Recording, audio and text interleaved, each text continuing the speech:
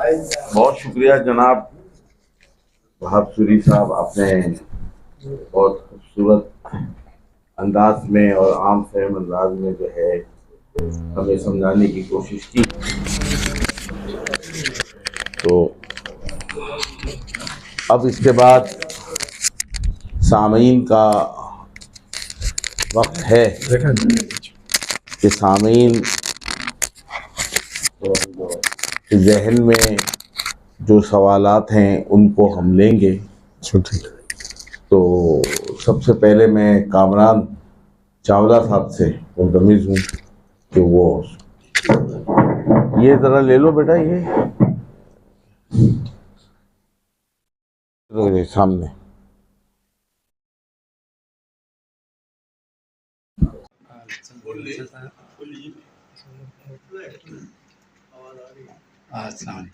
जनाब, आपका लेक्चर सुना एक शागिर्द के तौर पे बहुत सारी चीज़ें मुझे भी मेरे इल्म में इजाफे का बायस बनी। फ़लसफ़े की बात आपने करी तो फ़लसफ़ा किसी भी माशरे या तहज़ीब में मादी तरक्की और अस्करी ताकत के बगैर उसका पनपना या इर्तिक़ा होना मुमकिन है।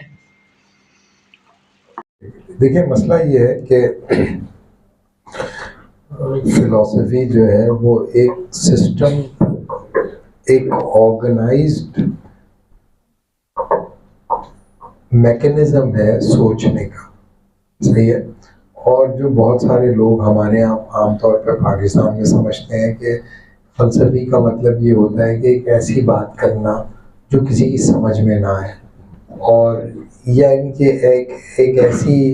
एक ऐसी स्पेकुलेटिव बात जिसका ज़मीन से कोई ताल्लुक़ ना हो। ये सही तस्वुर नहीं है फ़लसफ़े के बारे में। फ़लसफ़े के जो लोग होते हैं हिस्टोरिकली, वो उनका बहुत इम्पैक्ट होता है माशरे के हर उस तबके के पास जिसके पास क़ुव्वत मुर्तकिज़ होती है। और ये ग्रीक्स में भी ये रहा, और पर्शियन में भी यही रहा, और इजिप्शियंस में भी यही रहा, और चाइनीज़ में भी ये रहा, और उसकी जहदें अलग अलग होती हैं। फ़लसफ़ियों का काम जो है वो सिर्फ आइडियाज़ प्रोपगेट करना होता है। उन आइडियाज़ में बहुत सारी बातें काबिल अमल होती हैं, बहुत सारी बातें काबिल अमल नहीं होती। उनके बस तौजीह हो सकती है, लेकिन ये कि वो काबिल अमल नहीं होती। उसको, उन तसव्वुरात को काबिल अमल बनाने की ज़िम्मेदारी सेकंड लेयर इंटेलिजेंशिया की होती है। सेकंड लेयर इंटेलिजेंशिया कौन लोग होते हैं? सेकंड लेयर इंटेलिजेंशिया वो लोग होते हैं जो तालीमी निज़ाम को चलाते हैं, जो अदालती निज़ाम को चलाते हैं, जो समाजी निज़ाम को चलाते हैं, जो रियासती निज़ाम को चलाते हैं। वो कभी भी किसी भी फ़लसफ़ी को मनोअन पूरा का पूरा इख्तियार नहीं करते। उसकी कुछ चीज़ें वो इस्तेमाल कर लेते हैं, कुछ चीज़ें वो रद्द कर देते हैं। तो फ़लसफ़ियों को इस बात से सरोकार नहीं होता कि ये बात कबूल होगी या रद्द होगी हिस्टोरिकली। लिहाजा फ़लसफ़े के पैदा होने के इम्कानात उन माशरों में ज़्यादा होते हैं जहाँ जुल्म, इस्तिबदाद ज़्यादा हो, क्योंकि जब हालात बुरे होते हैं तभी इंसान गहरा सोचने पे मजबूर होता है। जब अच्छे हालात होते हैं तो इंसान जो है वो वीक जहन पैदा करता है। अच्छे हालात वीक जहन पैदा करते हैं, और बुरे हालात स्ट्रॉन्ग माइंड पैदा करते हैं, और स्ट्रॉन्ग मैन पैदा करते हैं। और आप देखें मैकियावेली का जो प्रिंस है, अब मैकियावेली का प्रिंस आप देखें तो पढ़ें उसे, तो इतना यानी कि लगेगा कि ये बहुत ही जालिम किस्म का बादशाह जो होता है, बड़ा जालिम होता है, सबको इस्तेमाल करता है और किसी पे रहम नहीं खाता और बदला भी लेता और विंडिक्टिव भी होता है। तो आप बोलेंगे कि यार की पढ़ाई कोई बदमाश आदमी था मैकियावेली। लेकिन मसला ये था कि जिस इलाके का वो शहरी था, उस इलाके के ऊपर बार बार इन्वेजन होती थी और बार बार उनकी पिटाई होती थी, बार बार उनकी पिटाई होती थी। फिर कोई हुकूमत में फिर कोई आके हमला कर देता। तो चूंकि वो बार बार पिट रहे थे, लिहाजा मैकियावेलियन थॉट कैसी है कि वो बहुत ही सफाकी है उसके अंदर, और श्रूडनेस है और शार्पनेस है, ठीक है। तो जिस किस्म के माशरे में आप रहते हैं, अगर वहाँ पर आपको चैलेंजेस दरपेश हों तो फलसफा तो पैदा हो जाएगा, लेकिन जो जाहिर है कि मादी तरक्की और अस्करी तरक्की, मादी और अस्करी तरक्की के बगैर वो चीज़ मुमकिन नहीं होगी। लेकिन हकीकत ये है कि ये जो मादी तरक्की और अस्करी तरक्की होती है, ये बुनियादी तौर पर किस चीज़ को तहफ़्फ़ुज़ देने के लिए होती है? जी जनाब अता मोहम्मद तबस्सुम साहब, मेरा सवाल ये है कि आर्टिफिशियल इंटेलिजेंस जो है वो जिस तेज़ी से टेक्नोलॉजी जिस तेज़ी से टेक्नोलॉजी आ रही है, और ये टेक्नोलॉजी जो है ये दे दें ये टेक्नोलॉजी जो है हमारे ख़यालात पर और हमारी तहज़ीब पर, हमारी माइशत पर, सब चीज़ों पे असरात डाल रही है। और दूसरा सवाल ये है, दूसरा ख्याल ये है कि मईशत जो है हमारी, उसकी वजह से हमारे लोग परेशान हैं, वो मगरिब की तरफ जा रहे हैं। तो इन दोनों चीज़ों से हम किस तरह बचें? देखिए, पहली चीज़ तो ये कि मगरिब, ये जो चैलेंज है हमारे पास कम है, मगरिब में बहुत ज़्यादा है। उसकी बुनियादी वजह ये है कि अभी भी ज़िंदगी मैनुअल है। बहुत सारी ज़िंदगी के बहुत सारे दायरे ऐसे हैं जो सॉफ्टवेयर्स के बगैर हम मैनेज करते हैं। अगर आप बड़े शहरों से नीचे निकल जाए तो वहाँ बिजली नहीं होती, वहाँ इंटरनेट वगैरह होता है, लेकिन बहुत सारे काम चूँकि हमारी अंडर टेक्नोलॉजी होने की वजह से सॉफ्टवेयर डिपेंडेंट नहीं है। इस वजह से हम लोगों को ये खतरा कम है। मगरिब के अंदर तो वो बहुत ज़्यादा डिपेंडेंट है। अब अगर फ़र्ज़ किया कि वो इस सिस्टम के अंदर ऑपरेशनल पार्ट्स जो हैं इसी सॉफ्टवेयर के पास आ जाएं और उनको ये तय कर लें कि भाई इंसानों की अब हमें ज़रूरत नहीं है, तो उससे पूरे सिस्टम को ब्लॉक कर सकते हैं, तो उनके लिए ये बहुत ही ग्लेयरिंग प्रॉब्लम है। लिहाजा वो एआई को कंट्रोल करेंगे, एआई को वो इतना आगे नहीं बढ़ने देंगे और कंट्रोल करने की कोशिश करेंगे। वो उसमें कामयाब होते हैं या नाकाम होते हैं, ये एक अलग बात है। हमारे मुल्क के अंदर जो एआई का ग्रोथ हुई है और जो आई है, और उसने हमारे जो रिसर्च पोर्टफोलियो है और जो हमारे बच्चों के सोचने समझने की सलाहियत को बहुत बुरी तरह डैमेज कर रही है, बहुत बुरी तरह। यानी कि मैं यूनिवर्सिटी में पढ़ाता हूँ, तो मुझे ये पता है कि बच्चे को जैसे हम लोग कोई चैप्टर दे देते थे कि भाई ये चैप्टर पढ़ के इसकी समरी बना के लेके आओ, तो बच्चा पूरा रीड करता था, फिर समरी बना के लाता था, तो उसमें उसका जहन काम करता था।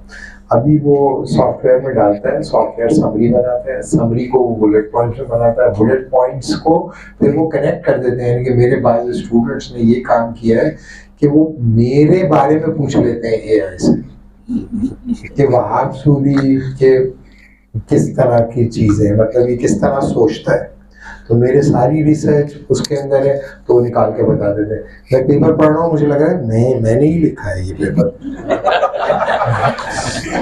ये कहाँ से इसको, ये जैसे आप लोगों को पता है कि अमेरिका में, वैसे तो यूरोप में ये शुरू हुआ, आप लोग बिजनेसमैन हैं, ऐसे वाले हैं बहुत सारे लोग, उनको तो पता ही होगा कि अब तो वो एक बॉडी के अंदर एक चिप डाल देते हैं और आपको कोई पैसे लेने की जरूरत नहीं। आप जब होटल जाते हैं तो वो ऑटोमेटिकली उसमें से पैसे डिटेक्ट कर लेता है और आपको इन्फॉर्म कर देता है। आपका पैसा कोई छीन ही नहीं सकता, सही है, लेकिन वो आपको 24 आवर्स मॉनिटर भी कर रहे होते हैं। तो अमेरिकन चूंकि जरा जाहिल टाइप के होते हैं, तो वो धड़ाधड़ चिपें डलवा रहे हैं। यूरोपियन जरा समझदार है, वो कहते हैं नहीं भाई ये चिप हम नहीं डलवाएंगे अपनी बॉडी के अंदर। तो बताने का मतलब ये कि ये तो एआई जो है उसमें तो इंसान एक टूल बन जाएगा सॉफ्टवेयर्स का फ्यूचर में। हमारा जो माशी मसला है, ठीक है, इस वक्त पूरी दुनिया में लेबर मोबिलिटी बहुत हाई है। सिर्फ पाकिस्तान से लोग नहीं भाग रहे, अब हिंदुस्तान से ही भाग रहे हैं। जैसे लोग हमारे यहाँ लोग कहते हैं ना, सारा नौजवान भाग रहे हैं पाकिस्तान से, तो पाकिस्तान का जीडीपी इंडिया का तो बहुत अच्छा है ना, तो इंडिया क्यों भाग रहे हैं? इंडिया भी भाग रहे हैं, सभी भाग रहे हैं। तो बताने का मतलब ये कि लेबर मोबिलिटी हाई हो रही है बहुत तेज, और लोगों में बिल्कुल सब्र नहीं रहा, और जो चीज उनको बांधती थी खानदान, वो डिसइंटीग्रेट हो रहा है, और जो कौमी तशख़्ख़ुस था वो डिसइंटीग्रेट कर रहे हैं। तो इस वक्त दुनिया में जो क्राइसिस है वो क्राइसिस ऑफ रिलेशनशिप्स है। तो जब कोई रिलेशनशिप बाकी नहीं रह रहा, तो लोग क्यों रुके यहाँ पर? जी निसार साहब। मैं इस बारे में पूछना चाह रहा हूँ, मगरिब ने जो ये कानून बनाया है, जेंडर कानून, वो गैर फितरी है, बहुत गैर फितरी है। तो क्या आप लोग क्या समझते हैं, ये आगे से मकबूल होगा या कितनी तेजी से फैल रहा है ये? देखिए मसला क्या होता है, मसला ये होता है कि आज़ादी का इजहार जो होता है ना, आज़ादी है, उसकी कोई एक जहद नहीं होती। अगर फर्ज किया कि मैं अपने बच्चों को ये आज़ादी दूं कि ये मेरा घर है, और मैं अपने बच्चों से कहूँ कि बेटे आप लोगों का ये घर है पूरा, आप इसमें खेलो, लेकिन इस कमरे में नहीं जाना, सही है ना?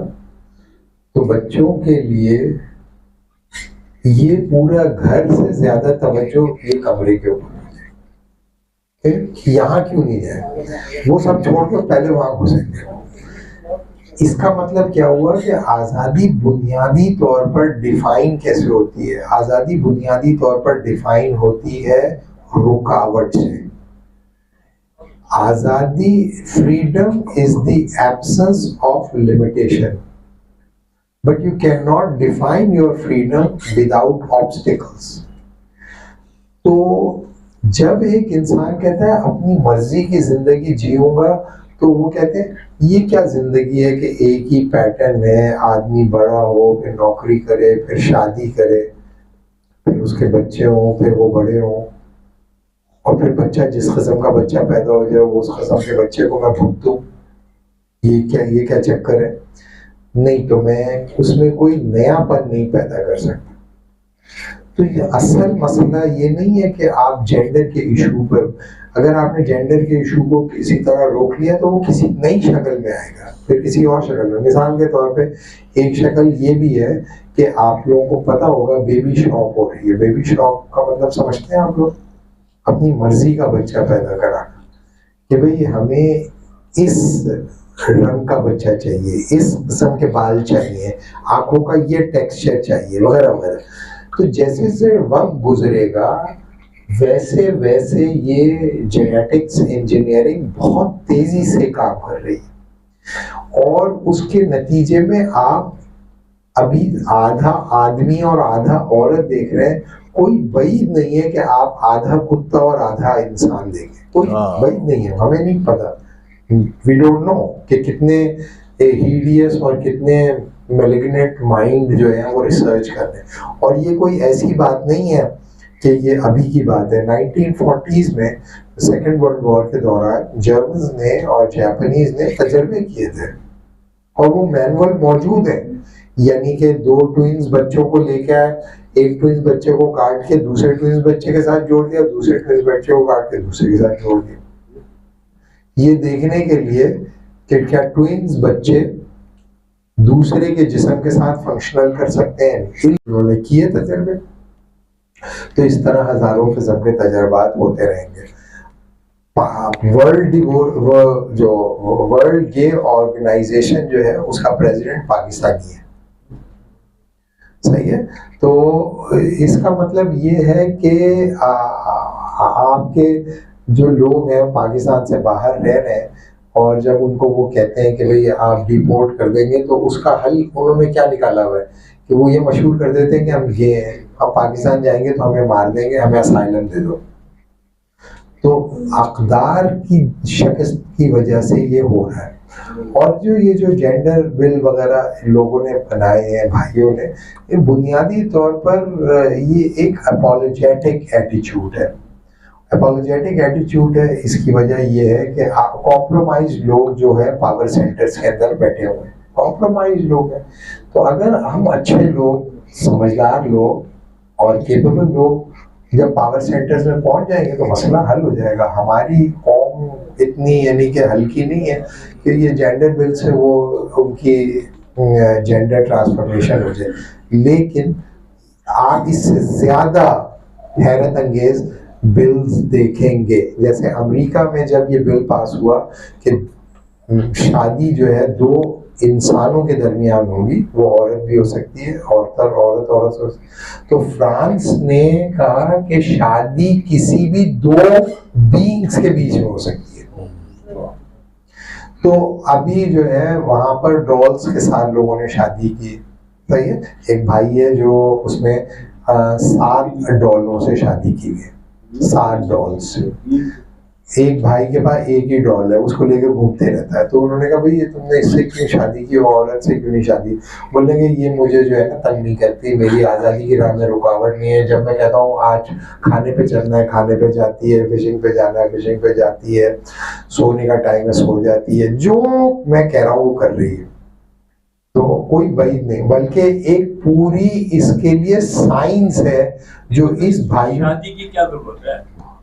शादी की क्या जरूरत है? शादी कौन करता है? वो शादी का मतलब ये है कि मैं अब किसी दूसरे के साथ ताल्लुक नहीं रखूंगा, ये है मेरे। तो ये अहमकाना है, लेकिन मैं बता रहा हूँ कि लोग इसे कर जी।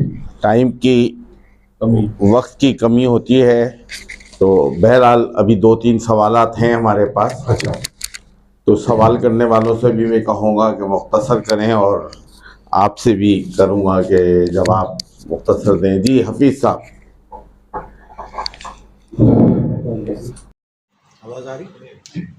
आवाज़ आ रही? नहीं आ रही। अब आ रही? नहीं। जी अच्छा हुजूर, मैं ये सवाल करना चाह रहा हूँ कि पिछले 5000 साल में इंसान ने जो इल्म हासिल किया उसमें गलियों मोहल्लों में कोई नहीं पहुँचा। जो रैशनैलिटी है वो एक ख़ास हद तक ही रही, जिसे आपने फर्स्ट ईयर का नाम दिया है। तो क्या उसके नतीजे में दुरुस्त और नादुरुस्त का फैसला हो चुका है? और सवाल का दूसरा हिस्सा ये है कि क्या आम आदमी, मेरे जैसा आदमी, ये समझता है कि इर्तकाई मराहिल जो हैं वो बिलाखिर इंसान को दुरुस्त की तरफ ले जाते हैं, जैसे पेन किलर है, जैसे एनेस्थीसिया है, जैसे एंटीबायोटिक है। तो ये तो आपको पता है ना कि दिमाग के ऑपरेशन के बहुत देर बाद आया और बिलाखिर फिर आ गया और इंसान को सहूलत मिल गई। आम आदमी सवाल करें, हो गया। बिल्कुल सही आप सही।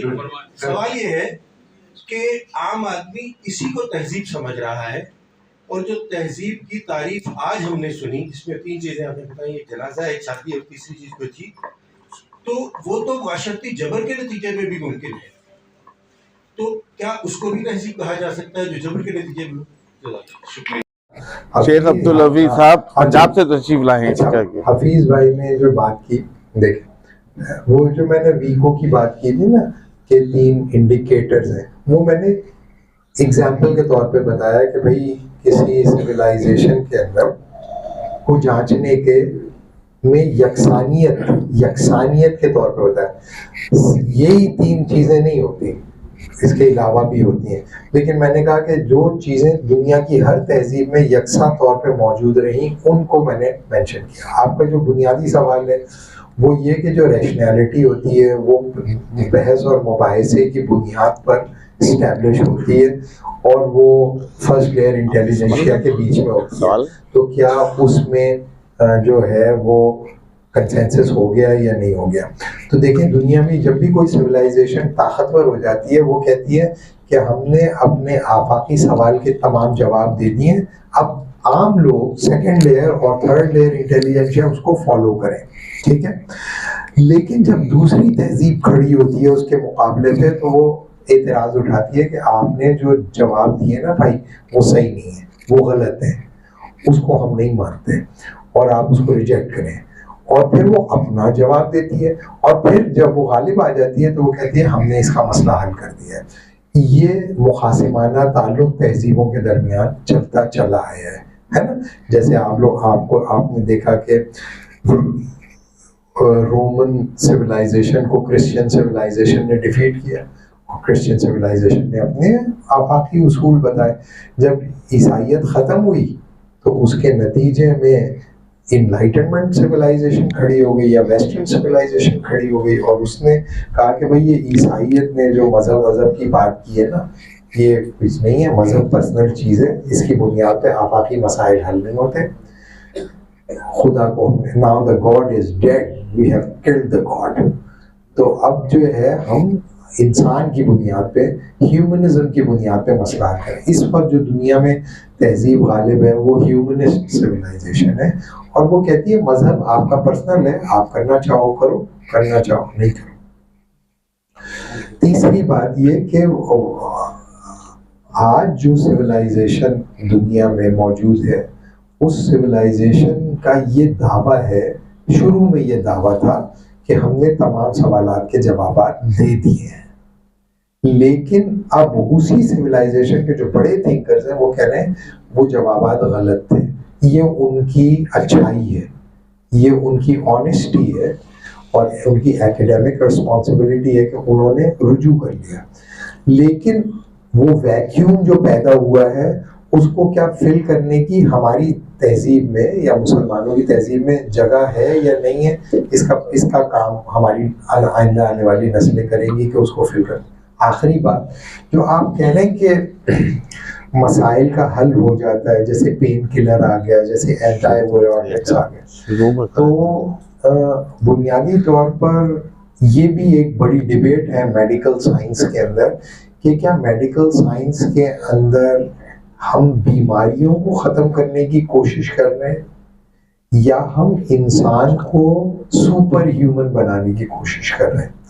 तो एक्चुअली मगरिब के जो शुरू के लोग थे वो कहते थे कि एक ज़माने में वो बीमारियों के पीछे जाते थे, अब वो बीमारी के पीछे नहीं जाते, वो इंसान को सुपर ह्यूमन बनाने की कोशिश कर रहे हैं। जैसे अब आप वैक्सीनेशन है, तो पहले तो बीमारी आती थी फिर उसकी वैक्सीन बनती थी ना, अब प्रीएम्प्ट कर लेते हैं और बहुत सारी वैक्सीन बना लेते हैं। तो कुछ लोग कहते हैं कि ये मेडिकल साइंस के लोगों की बात करो, कुछ लोग कह रहे हैं कि ये रवैया ठीक नहीं है, इसे वो कहते हैं मेडिकलाइजेशन ऑफ लाइफ फॉर्म। कि अब क्या करते हैं, आप एक डिजीज लेते हैं, डिजीज का एंटीबायोटिक के जरिए क्योर करते हैं, लेकिन उस क्योर के नतीजे में उसकी बॉडी में आपने नए जर्म्स डाल दिए हैं। तो जब वो नए जर्म्स एक नए बीमारी के साथ पैदा होंगे, फिर आप उस बीमारी को ठीक करेंगे, फिर उसके नतीजे में साइड इफेक्ट्स होंगे। इस प्रोसेस को कहते हैं आयोट्रोजेनेसिस, जो कि कॉन्स्टेंटली फंक्शनल होए जा रहा है। दुनिया में उन माशरों को बेहतर माशरा समझा जाता है जहाँ पे कम दवाएं खाई जाती हैं, जहाँ पे कम लोग हॉस्पिटलाइज होते हैं, जहाँ पे कम लोग वैक्सीनेशन। और अभी कोरोना के अंदर आपने देख लिया कि पाकिस्तान में जब कोरोना आया तो लोगों ने बोला यहाँ पे लाशें पड़ी हुई होंगी और गिद्ध खा रहे होंगे। ये मैं अपनी आंखों से हमने देखा और सुना, टीवी पे लोग कह रहे हैं कि यहाँ कोई हेल्थ केयर सिस्टम नहीं है, ये है। और पाकिस्तानी पिकनिक मना रहे थे गाँव के अंदर, सब लोग चौपाने डाल के बैठे हुए थे, गांव शहर से बच्चे गांव आ गए थे, ये कुक्कड़े खा रहे हैं, ये खा रहे हैं, वो खा रहे हैं। तो ऐसा क्यों हुआ? क्योंकि उनकी ह्यूमनाइजेशन बहुत स्ट्रॉन्ग है, वो दवाओं पे डिपेंडेंट नहीं होते, उनके अंदर एंटीबॉडीज थी और उन्होंने मुकाबला करते हैं। अगर आप वैक्सीन नहीं भी लगाते तो वो सरवाइव करते। लेकिन वेस्ट के अंदर ज्यादा लोग मरे क्योंकि वो ह्यूमनाइजेशन लेवल उनका वीक था। तो मैं ये कह रहा हूँ कि कंसेंसस अभी नहीं है, लेकिन ये जो इर्तिकाई तस्वुर है इसको बहुत सारे लोग चैलेंज करते हैं। जी, अब सवालात जो है ना वो 4 अफराद ने सवालात करने हैं, और टाइम हमारे पास बहुत कम है। मैं एक जावेद भाई सवाल एक एक्नॉलेज भी करना चाहता हूँ, जो सवाल बहुत किए, बहुत अच्छे किए, इससे मुझे लगा कि लोगों को मेरी बात समझ में आ, तो मैंने कम्युनिकेट किया कुछ। जी मेहरबानी आप जावेद भाई। तीन बुनियादी के अनासिर हैं, अक़लियत, मादियत और साइंसी तरफ। तो उसकी जो बुनियादी उसी के ऊपर है। सवाल मेरा ये है कि आज से तकरीबन 1 सदी पहले करीब अल्लामा इक़बाल साहब ने उनकी तहज़ीब के ऊपर इतने सवाल उठाए, तो आज भी हम उस बात की तरफ हैं। तो आपका क्या ख्याल है कि ऐसा हुआ क्या? वो बुनियादी तौर पर उन्होंने जो सवालात उठाए थे, उसमें जो उनका ये कहना था कि मगरिब से आपने जो कॉन्फ्रंटेशन करनी है, उसकी जो कॉन्फ्रंटेशन की जो बुनियादें थी ना, चूँकि उस वक्त हम लोग अंग्रेज़ों के ग़ुलाम थे, तो वो दो सतहों के ऊपर थी। एक तो ये थी कि भाई हम इनकी गिरफ्त से बाहर निकल जाए और दुनिया में मुसलमान दोबारा से आज़ाद हो जाए। और वो ये समझते थे कि मगरिब का जो चैलेंज उस वक्त था ना, वो बड़ा ब्रूटल था। ब्रूटल इस सेंस में था कि उन्होंने पूरी मुस्लिम वर्ल्ड को कॉलोनाइज किया हुआ था, उनका माल लूट के लेके जा रहे थे, अपने पास चीज़ें कर रहे थे। तो अल्लामा इक़बाल कहते थे चूँकि मगरिब आफाकी हो गया है, लिहाजा इसका मुकाबला भी एक दूसरी आफाकियत करेगी। इसलिए अल्लामा इक़बाल ये समझते थे कि अकेले हमसे नहीं होगा, बल्कि एक पैन इस्लामिस्ट वो स्ट्रगल करना चाहते थे। लेकिन आज की दुनिया जो है, आज का जो चैलेंज है वो उससे डिफरेंट है।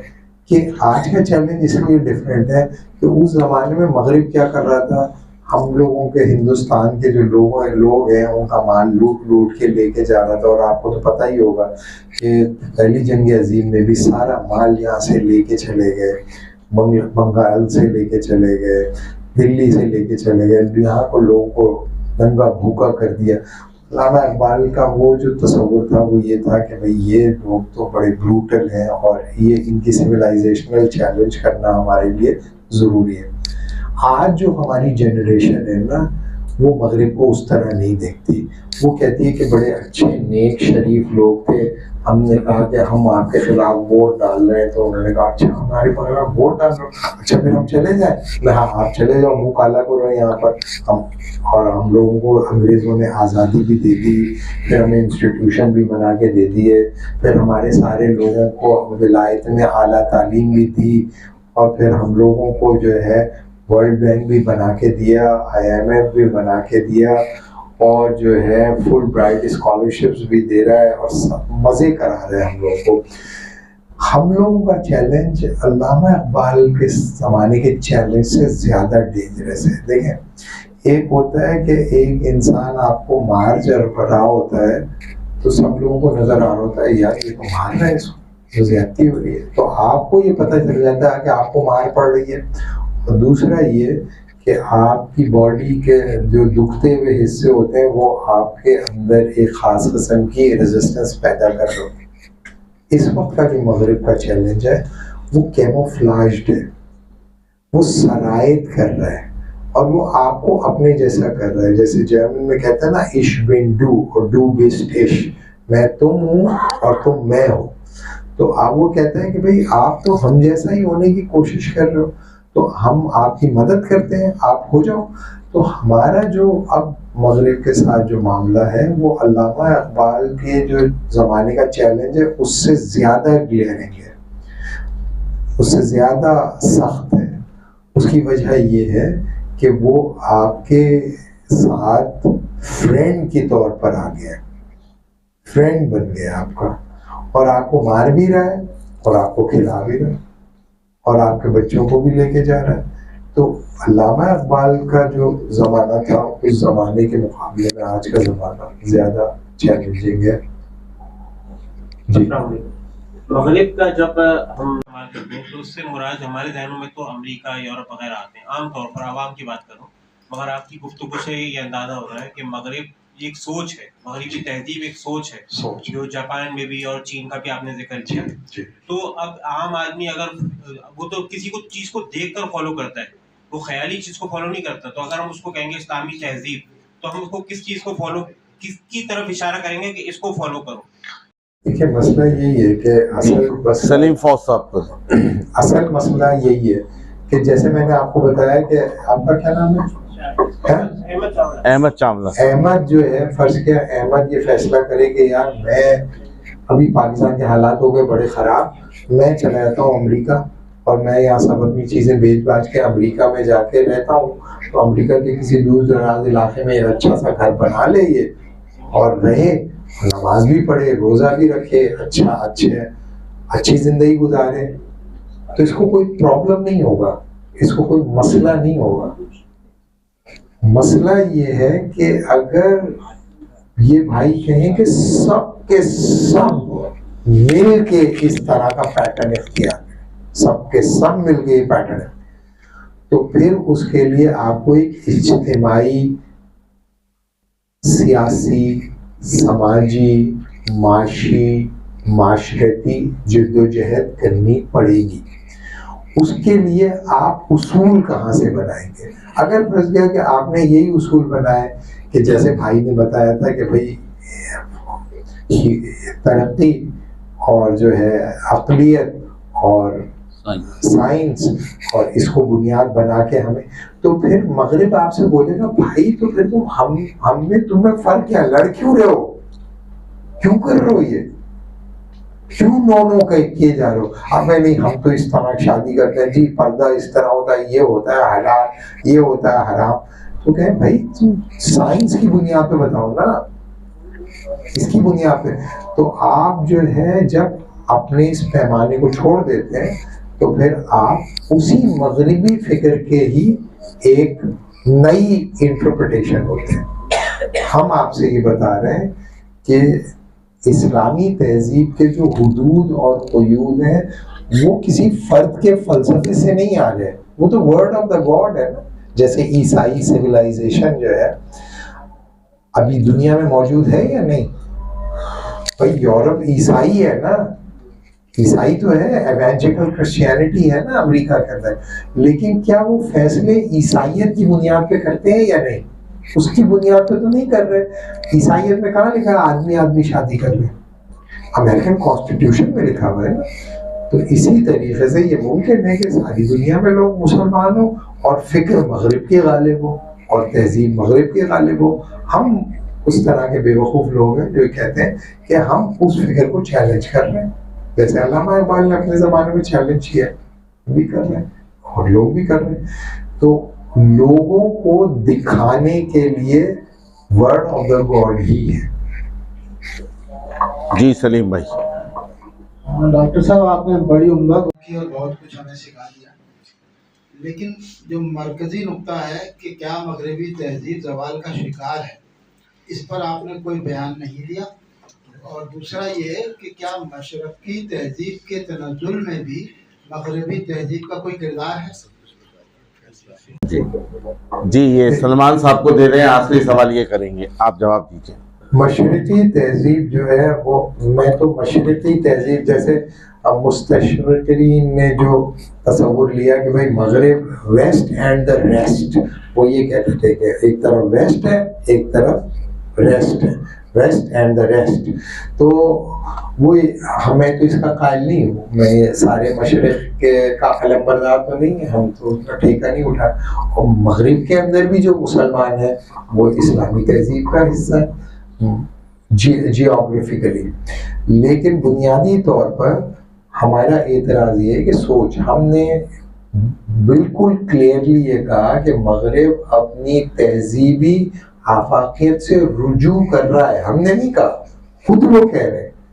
वो ये बता रहे हैं कि हमारा निज़ाम अदल आफाकी नहीं है, हमारा इखलाकी निज़ाम आफाकी नहीं है, हमारा जो है तसव्वुर इल्मियत आफाकी। क्या करना चाहते हो कर लो, लेकिन जो उनका फर्स्ट लेयर इंटेलेक्चुअल्स है वो रिट्रीट पर है और वो डिफीट पर है।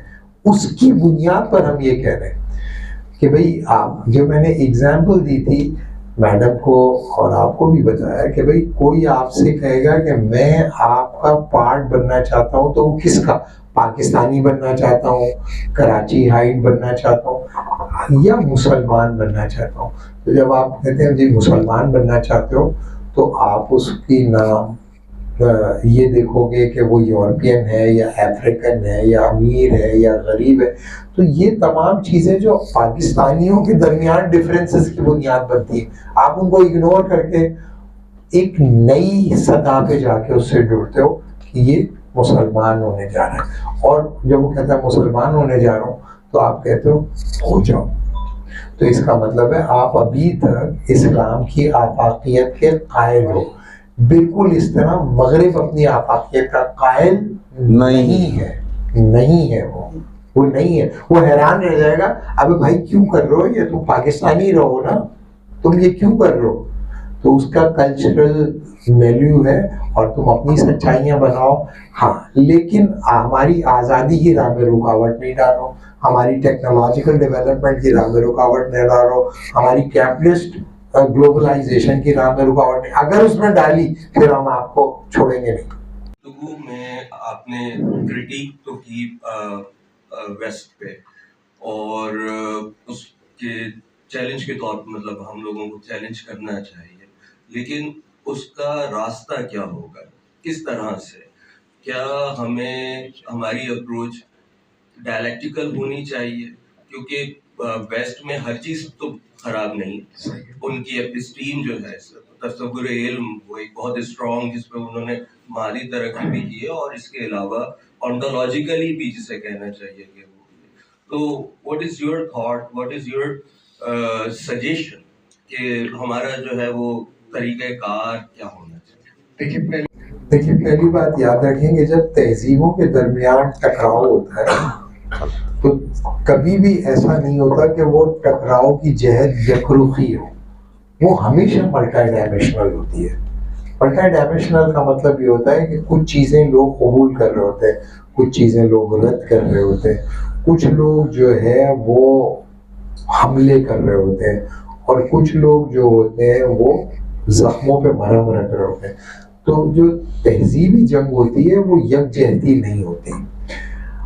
इस जिद्दोजहद के अंदर कुछ लोग जो होंगे मगरिब में तबलीग कर रहे हैं, तबलीग जमात वाले चले जाते हैं, ये चले जाते हैं, दावत इस्लामी, वो तबलीग करते रहते हैं, और वो इंडिविजुअल को पकड़ पकड़ के कन्वर्ट कर रहे होते हैं। ये भी एक जंग का तरीका है।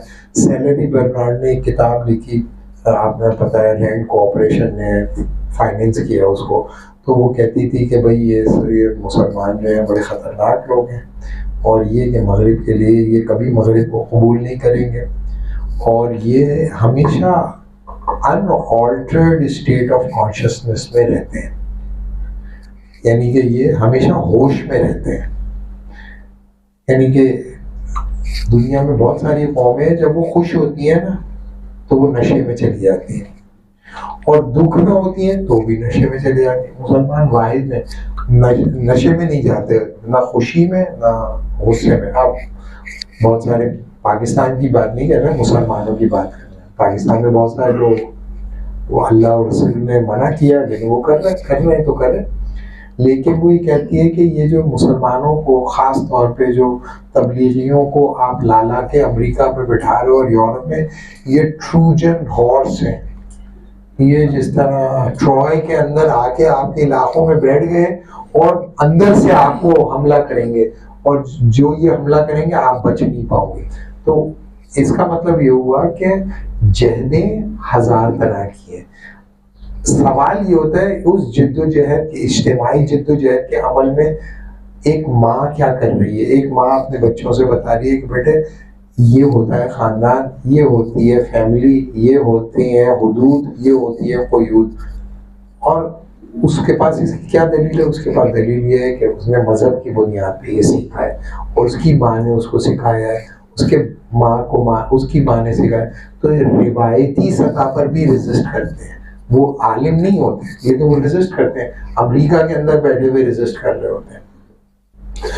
दूसरी सतह ये होती है कि आप कहते हैं कि भाई कानून जो आप बता रहे हो ना, हम उस कानून को रेजिस्ट करेंगे। तो बहुत सारे कानूनदान हैं जो अपनी सतह के ऊपर उसको रेजिस्ट कर रहे होते हैं। हम जैसे जो मामूली लोग हैं, हमने ये बताया कि आइडियाज़ की सतह पर हम रेजिस्ट करेंगे, और ये बताएंगे कि जिस आइडिया को तुम अनक्वेश्चनेबल समझ के कबूल कर रहे हो उसमें क्या फ्लॉज हैं। हमारा काम है फ्लॉज बता देना, बता दिए। अब आप कह रहे हैं नहीं यार ये तो हमें ठीक लग रहा है, हम तो करेंगे, तो फिर कर लो भाई। लेकिन अगर तुम्हें ये पता चल गया है कि इस आइडिया में ये फ्लॉ है और आपने नहीं बताया, तो हजरत अली का कौल ये है कि बदतरीन झूठ ये है कि आप खामोश हो जाए। तो झूठ बोलने की एक शक्ल ये भी होती है कि मैं खामोश हो जाऊं। तो आप जो है भड़का रहे हैं आग, लबे नगमा घर से हम खामोश क्या रहेंगे, जमाने से डर के हम, माना कि जमी को न गुलजार कर सके, कुछ खार तो कम कर गए, गुजरे जिधर से हम। जनाब, तो एक भाई का सवाल मेरे जहन से रह गया था, तो मैं उनको भी कहूँगा कि नईम समीर साहब सवाल कर लें, या आखिरी सवाल है मेरा। बहुत शुक्रिया डॉक्टर साहब, बहुत अच्छा लगा। मैं थोड़ी सी कसर रह गई है मगरिबी तहजीब के ज़वाल के हवाले से आपने जो बात की, तो हम इसको मजहब के पैराडाइम में ही देख रहे हैं। मशरिक में ही कोई दूसरा मुल्क अगर हो तो वो इनका मुवाजना करेगा, तो हम वो मजहबी पैराडाइम में नहीं करेगा, वो ये देखेगा अखलाकी सतह पर, समाजी सतह पर, इल्मी सतह पर जो मगरिब ने तरक्की की है वो उनको मलहूज रखेगा कि हाँ ये इन्होंने तरक्की की है। अब हम क्योंकि मुस्लिम है ना, तो हम उसको मजहबी पैराडाइम में देख रहे हैं। अब वो ये देखेगा कि एज बीइंग अ मुस्लिम हमने अपनी अक़दार को लेते हुए आज हम कितने सच्चे हैं, आज हम कितना नापतोल में कमी कर रहे हैं, आज हम कहाँ खड़े हैं और वो कहाँ खड़े हैं। तो ये बहुत बड़ा एक मतलब एक गैप पैदा हो रहा है कि फिर आप अक़दार को लेके चला जाए या उनके अक़दार। जी देखिए, ये मैंने पहले आपको बताया कि जैसे ही आप किसी सिविलाइजेशन को चैलेंज करते हैं या किसी को भी चैलेंज करते हैं, मैं इस किसी फर्द को चैलेंज करता हूँ, तो वो आप कहते हैं कौन हो भाई तुम, हो कौन, कैसे तुमने मुझे रोका। तो पहले आपको ये बताना होता है कि मैं किसका बंदा हूँ, कौन हूँ मैं। तो हम जब सवाल ये कि हम कहें कि यार ये तो बहुत अच्छा है, हम इसके साथ चलते हैं, तो उसमें तो कोई एतराज नहीं है। दुनिया में ज्यादातर लोग उसके साथ ही चल रहे हैं। उनको जस्टिफाई करने के लिए यही दलील है कि मगरिब अपने कॉन्ट्रैक्ट में सच्चा है, मगरिब जो है उनके लोग सच बोलते हैं, मगरिब का अदालती निज़ाम ठीक है। हमारा ये ख्याल है ऐसा नहीं है, ये ठीक बात नहीं है। उन्होंने जब कानून बनाया वो डिस्क्रिमिनेटरी लॉज बनाए, उन्होंने डिस्क्रिमिनेशन की। अमेरिका का कॉन्स्टिट्यूशन आज जो आप रेड नेक्स को देख रहे हैं वो क्या कह रहे हैं, वो क्यों उन्होंने डोनाल्ड ट्रंप को जिताया, क्या वजह थी। वो ये कह रहे हैं कि अमेरिका हमारा, मुल्क हमारा है। मुझसे ये कह रहे हैं कि 8 घंटे काम करो। मैं जब अमेरिका का 11,000 ट्रिलियन डॉलर्स पर एनम का टर्नआउट है, मैं इतने घंटे काम क्यों करूं, मैं आराम करूंगा, मैं 4 घंटे काम करूंगा, पैसे मुझे 8 घंटे के दो। फर्ज करें तो अमेरिका क्यों नहीं दे रहा पैसे, वो कह रहे हैं अमेरिका पैसे इसलिए नहीं दे रहा कि ये इधर उधर के गरीब लोग यहाँ आ गए और कह रहे हैं हम आपके पास 12 घंटे काम करेंगे और पैसे आप हमें दो 4 घंटे के, तब भी हम खुश हैं। सही है। तो अमरीकी के साथ ज्यादती हो रही है या नहीं, आप बताओ, हो रही है या नहीं। अमरीकी के साथ ज्यादती हो रही है। वो कह रहा है कि मैं इतना काम नहीं करना चाहता, मैं इतनी मेहनत नहीं करना चाहता, हमने बहुत मेहनत कर ली, अब हम आराम करना चाहते हैं। मैं भी चाहता हूँ मेरा घर हो, मैं मौज करूँ, मस्ती करूँ, लेकिन ये इंडियन, पाकिस्तानी, बंगाली, फिलिपिनो ये पहुँच जाते हैं वहाँ पर, और मैक्सिकन्स पहुँच जाते हैं और सारी जगहों के ऊपर अपनी कंपटीशन की बुनियाद पर आके बैठ रहे हैं। तो मैं इनको कॉम्पीट नहीं कर सकता, लेकिन मैं, अमेरिका मेरा मुल्क है जी, दफा हो जाए यहाँ से। तो ये सही काम कर रहे हैं, गलत काम कर रहे हैं? सही काम कर रहे हैं, सही काम कर रहे हैं। अमरीकियों ने यही काम जो आज रेडनेक्स के साथ हो रहा है, यही काम रेड इंडियंस के साथ किया था। और अमेरिकन कॉन्स्टिट्यूशन किसने बनाया था? अमेरिकन कॉन्स्टिट्यूशन अमेरिकन ने नहीं बनाया था, इमिग्रेंट्स ने बनाया था। American Constitution was not constituted by Red Indians, by the natives, by the Apaches, by the Comanches. American Constitution was constituted by 54 white American males. They were Europeans. कोई French था, कोई, और वो वहां पर आकर आबाद हुए थे। अब दूसरे इमिग्रेंट्स आ गए, कैमला हैरिस आ गई, ये आ गया, ओबामा आ गया, वो भी ये कर रहे हैं। तो अमेरिका ने 1960 तक कालों को वोट नहीं डालने दिया था। तो हमारे यहाँ अब वो क्या डिस्क्रिमिनेशन कर रहे हैं, उसके लिए आपको इन्वेस्टिगेशन करनी पड़ी। आप ये नहीं समझो कि वो किस्सा पारीना हो गया। 1950 तक, 1934 तक अमेरिका की हालत ये थी कि व्हाइट हाउस में एक काला दरवाजे से एंटर नहीं हो सकता था, व्हाइट हाउस के गेट से एंटर नहीं हो सकता था। जैसी को उन्होंने पीछे किचन से ले जाकर मिलवाया था अमेरिकन प्रेसिडेंट से। आज भी इस तरह के डिस्क्रिमिनेटरी लॉज हैं कि 5 लोग वोट देंगे तो यूनाइटेड नेशन फैसला करेगी, 5 में से 1 वीटो करेगा तो पूरी दुनिया की ऐसी की तैसी हो जाए, लेकिन वो वोट यूनाइटेड नेशंस कुछ नहीं करेगा, वगैरह वगैरह। तो पहली बात तो ये कि ये ख्याल चैलेंजेबल है कि वो बड़े सच्चे हैं, वो बहुत सच्चे हैं, ये सही बात नहीं है, हम उसको चैलेंज करते हैं। लेकिन अगर आप उनको सच्चा लगते हैं तो हम लोगों को सच्चा बनना चाहिए, ये बिल्कुल सही बात है। हम लोगों को अच्छे होना चाहिए, हम लोगों को बाकिरदार बाअमल होना चाहिए। Two wrong does not make right. लेकिन हम जितना उनको बहुत अच्छा समझ रहे हैं उतने अच्छे हैं नहीं वो। जी, मेरे बुजुर्ग ने कहा है कि वो सवाल करना चाहते हैं, कोई बात नहीं। मैं जी, मेरा नाम, बहस ना करें इस पर भाई, उन्होंने कहा सही है, कोई बात। बिल्कुल इससे मुख्तलिफ सवाल करना जी, जरा पूछना चाहूँगा। फतवे के हिसाब से बगदाद में पहले पेंटिंग प्रेस, उसके बाद लाउड स्पीकर या स्पीकर उलमा ने जिसके ऊपर पाबंदियां लगाई। अब VPN के बारे में सुन रहे हैं कि ये भी हराम है। तो ये इल्म है, ये जहालत है, क्या है?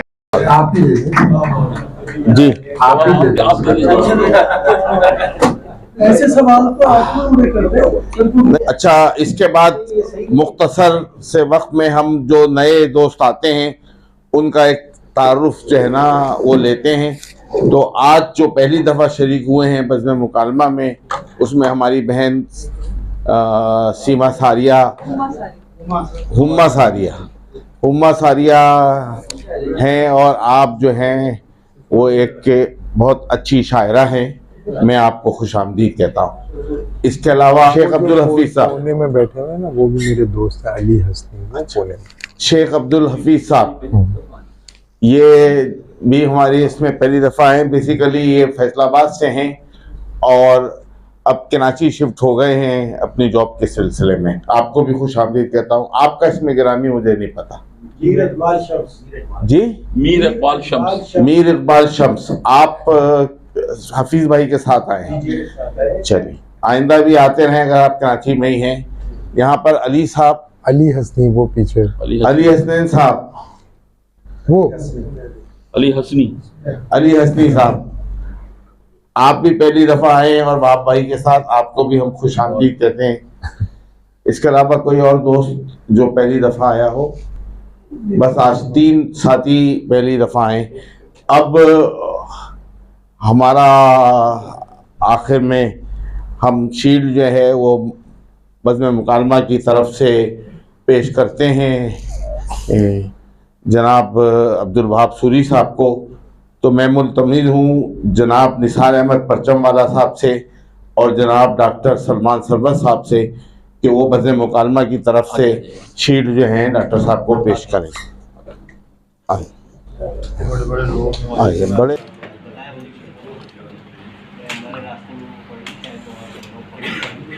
तस्वीर में बुलाते रहना।